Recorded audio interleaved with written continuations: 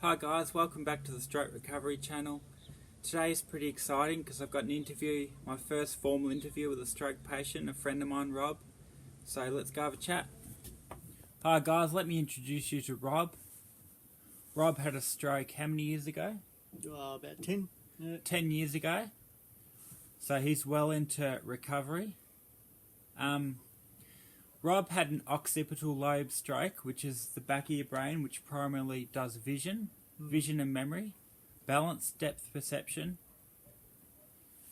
So the idea of this interview is to find out what the stroke feels like, what's helped Rob, what can help other people, everything that I can't read in a medical textbook. I can read vision problems, but I don't know how it actually affects people, how it's going to affect people that have had a stroke.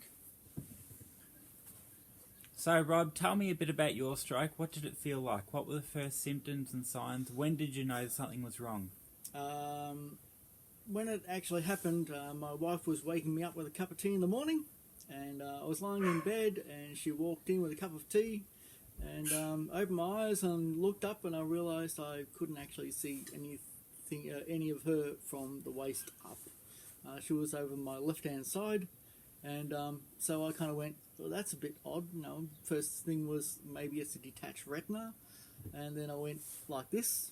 Okay, it's that side, and then I went like this, and I went, okay, it's both sides, and I knew instantly that sometime during the night I had a stroke, or well, something actually affected up here. I didn't actually know it was a stroke. So basically we told my wife. There was a bit of a freak out, of course, because life happens, I suppose. So we I can't remember the exact same what happened after that, but basically went to hospital, and they had a CT scanner. How long before you went to hospital? It was a bit of a blur, like 10 years ago. I think we tried to book in to the local GP, and they were a bit sort of flat out. So we left it a couple of days, thinking, what's happened has happened. Didn't know anything about stroke. The faster it gets treated, the better it is. So Rob missed the medical intervention window, which is 4 hours for brain death. Rob missed that by a few days, which can contribute to long-term effects. Yep. If you have stroke symptoms, go to the hospital straight away. Call an ambulance, because the damage that actually happens up here is a lot less severe if you get it looked at straight away. Literally go to the emergency department. They'll, stick you with all sorts of things, trying to lighten your eyes, etc., etc. But the eventual damage that actually occurs is a lot less if they can get you fast. Don't wait. So, because Rob's stroke was in the occipital lobe, he didn't get the traditional symptoms, face, arms, speech. He didn't get that. He was fine. His only symptom was vision. Yep. So he didn't get the traditional symptoms, which makes it hard. The other point too, with the window, because I was asleep at the time, it could happen any time during the night. So that little window, it might have been way past anyway, but still, even the amount of time that the actual damage occurred would have actually been less if I went to the hospital straight away. So don't wait. So Rob had an ischemic stroke, which is a blood clot. They haven't been able to determine the cause of the clot. Just a little floaty thing. So same as me, just bad luck. Yep. So were you offered any rehab? No. It was... first I went down to the hospital, and they gave me a CT scan. That was absolutely useless. I was actually misdiagnosed with brain cancer, and that was an absolute freak out. So they basically scanned me with a CT scanner. They're old CAT scans kind of things. Sit you in a little compartment. It goes and basically plays dubstep at you. And the doctor basically sat me down and said, "I'm sorry to say, but you've got brain cancer. Have some medications, and we'll organise what's this, the chemotherapy." And basically it was like, brain cancer, you're gonna die, kind of thing. So there was no therapy actually offered. It was like just basically suck it up, sunshine. And they said you still want to have a better scan than what we actually had, because the CAT scan aren't that great. So I went down to the hospital down in Melbourne. My wife could actually tell you more details than that because it was all kind of a blur. And they just went, "No, you don't actually have brain cancer. You had a stroke." And unfortunately, there's not a lot we can do about it now because it happened quite some time ago. And pretty much they gave me some medication and basically said, "Go talk to your GP about it. He'll give you different medications." Basically to do the same thing. They organised an actual retina scan, kind of vision scan, to find out how much eyesight I did and didn't actually have. Over the next few days, I actually, because the way your vision works, you've actually got four parts to your vision. You don't see this; it all happens in your brain. But you've got these what do you call them? Backup, fall over kind of things that happen in the brain. So when that actually happened, I could literally draw a line down the center of my eyesight, and I had lost a whole quadrant in both eyes, which actually makes it really hard to focus because your eyesight actually focuses on pinpoint, and because half of that, well, not half, but a quarter of that was really just making it extremely hard to focus because it wasn't there anymore. Now, it wasn't as if it was totally black. Your brain doesn't work like that. You've got these parts that you've got a nerve attached to the back of your eyeball, which is actually, basically, it's a dead spot in your eyes. And your brain actually fills in that little dead spot with information around it. And that's actually what happens with the big quadrant that's missing. It actually fills in that information with all the information that's actually around it, because you've also got, the side vision. Yeah, so I've got peripheral. I've got a little bit of peripheral vision. Both eyes? Both eyes. So I can literally just see at the edge here, and it fills in that information around this edge and around here, and squishes all of the colours into that missing chunk. And I've also got a little missing chunk down here. So the bottom right-hand quadrant is also damaged, but it's not as noticeable. Over a certain amount of time, of course, your brain heals a little bit. It really depends on how your brain heals as well. And how quick you get medical attention. Yeah, how quick you get medical attention. Now, the reason why they want to get rid of the clot fast is so those nerves can actually regrow back and reconnect. Now, if you've got a blood clot sitting there, it's not going to fix some of the damage. It's just going to go, well, what can we do? We'll just heal around it. Yep. Yeah. So I imagine driving would be a problem with little vision. Literally after they did the scan, they said, okay, well, we'll do a scan now, come back, I think it was a year later, we'll do another scan and see what you can actually do until you actually, was it a year, 6 months or something like that, I can't remember now. And basically they gave me a chart that showed where I could and couldn't actually see, and they just went, the first time was like, you're probably not going to be able to drive. Just so you were a motorbike rider before the stroke? Yep, got the motorbike still. Yeah. I Can't just get can't rid get of rid of it. Yeah. Yeah. But yeah, the second scan, they just went, no, sorry, you're not driving. Literally because, I mean, you can imagine, if I'm looking at someone, I can see and I look at their right-hand eye, I can't see their left eye. So if I'm actually, if somebody actually walks out in front of me while I'm driving, I will literally hit them at full speed. Yeah. And there won't be any braking because I can't see them. And No. So they just went, no, you got a chauffeur from now on. I do have a hope in the future that at some stage, depending on what the laws are like, they might let disabled people like me actually sit in the driver's seat, because you have to be actually in the driver's seat for the self-driving vehicles. Okay. So at some stage, I hope, sometime in the future, I get to drive myself around in a self-driving vehicle. So I had to get my license again, and I'll cover all this in another video. I had to pass an eyesight test as well. Obviously my vision wasn't affected, but I had left side neglect, so I wasn't paying attention to anything on my left. So what are the day-to-day struggles 10 years after stroke? Oh, day-to-day struggles. Like making a coffee, making yourself breakfast? No, literally I have, if somebody leaves the cupboard door open up the top, not so bad nowadays, but no, sometimes you actually have someone leave the cupboard door. I'll hit my head on the cupboard door, which is all great.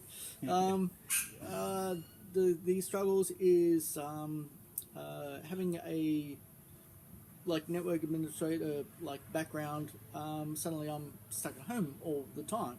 I'm literally at one stage I just looked at it like, okay, well, society's basically thrown me on the trash heap. There's nothing that they consider that I'm capable of actually doing. So it was a struggle to actually consider what can I actually do, and then you actually start to appreciate the what women actually do all day every day when they're at home mums. Now basically I'm a Mr. Mum.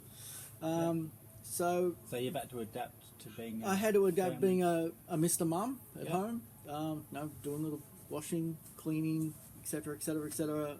I suppose I actually got the easier side because all the kids had actually grown up by then and they could kind of take care of themselves to a certain extent.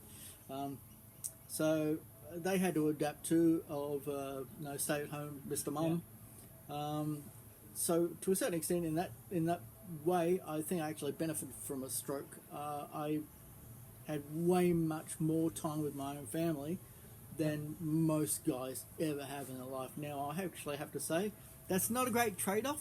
Don't go out of your way to have a stroke just to have time with your kids. Have time with your kids anyway. Yeah. So what about depression? Have you faced any depression? Very common after stroke. It is. I actually had severe depression. I had a mental breakdown at the work I had, and you got to consider that actually being something people deal with on a day-to-day basis. Mine was more situational. I had extreme job pressure at the time. I actually gave up that job. This was before the stroke. So I was actually battling depression before the actual stroke, and then I had a stroke, and I basically got to say... Wouldn't have helped. It didn't help, but I have to actually say, I wasn't a depressive person in the first place, so situationally, it actually alleviated my depression, you might say. Yeah. I had to get over the whole, what do I do now, because I'm a stay-at-home dad. Women do it all the time, so, kind of... Yeah. So that part wasn't too hard to get over. In fact, literally, it was a perspective change. Did medication help? I actually had a bad reaction with the depression medication. Yeah. It was supposed to help me with your medication. The first stuff they actually gave me made me feel absolutely wretched. Yeah. And I've never, ever, ever felt that bad in my whole entire life. It was like my chest was trying to cave in, and I didn't want to get up at all or deal with reality. I gotta say, it was the worst medication I've ever had in my life. I got put on some other medication, but it just wasn't doing what it was supposed to do. And eventually, it was like, I just got to deal with life. I basically came to the decision that working, in So IT just how do you keep wasn't busy me. day to day? How do I keep busy? What Work's a problem after people have had a stroke. I'm 5 years post-stroke and I'm yet to find a job that I can do. Physically and cognitively, I haven't found a job yet, so it is quite hard. What do I do day by day? Basically pot around doing Automatic chores. Mr. Mum stuff. And I do washing. I plan like fixing around the house. I've actually improved my my home handyman maintenance. I got a lot more tools than I used to. Like I'm not totally useless. Like I literally have my hands and fingers. I'm unfortunately like I'm a liability on a work site. Literally because I can't see stuff. So if something is actually coming towards my head, I'm not going to duck. It's just kind of smack me straight in the scone. So do you have any advice for someone with an occipital lobe stroke? Going back 10 years, what would you have done differently? Gone straight to the hospital. Yeah. Advice. It may seem really bad to begin with, but there is an up. I don't think it does. If you've lived through it, it can only get better from there. It's true. Seriously. I mean, you consider like how bad your stroke was. So Rob met me a couple years after the stroke, so he saw me nearly as bad as it got. I mean, you were actually driving at the time. I was. Your speech, even though I can see it's actually improved now. He was more slurry back then. I suppose that's also a confident thing. Like once you get that damage, like what do you do after that? You're doing a YouTube channel now. Without that speech therapy you actually had, would you be doing this type of thing? Possibly not. Probably not. Well, maybe you do. But it's literally it's even though it sucks, stroke sucks. Don't have one. It's not the end of the world. Seriously, it might seem bad. In fact, no, not seem bad. It is bad to start with. There is actually an up, and so you actually had to work on it. So spending time with your family has been a big one? Without my family, I to tell you the truth, I probably would have popped myself off somehow. Because how did your relationship change with your family and your partner? Well, my wife is actually a really supportive person in the first place. So it was basically you just had to take into account, life sucks sometimes. You got good parts, you got bad parts. You just take it one step at a time to get past the bad parts. So what do you value most in life after a stroke? Family, really. Friends. It's amazing how many friends just go like, they'll actually disappear on you. You do lose friends after a stroke. Literally, because I can't drive to a friend like 10 minutes down the track. You don't visit them as often, so they don't visit you as often. It sucks, but what can you do? I used to visit a friend over in Flowerdale, at least once a month. I can't do that now. My oldest, that was actually driving me around a lot. He's got his own life. He's driving, here, there, and everywhere. He's doing band stuff. So I literally have to wait for my second oldest to actually get his P's. So he can actually drive me around a bit. And you can't teach him how to drive, which is going to be very tough. Well, no. So, my wife actually has to actually do the teaching when it comes to that. How do you find lighting with your type of stroke? Some lights can set you off because the brain fills in the information in that big chunk, sir. You might not actually see the flicker of fluorescence, but I really can't stand fluorescent lights. So shopping centres? Lots of shopping centres actually got LEDs. LEDs are great. I'm actually thankful that LEDs actually came in a big way before my stroke. Halogens are fine, although they're expensive to run. Incandescent light bulbs, they're fine, they don't flicker, well, not noticeably anyway.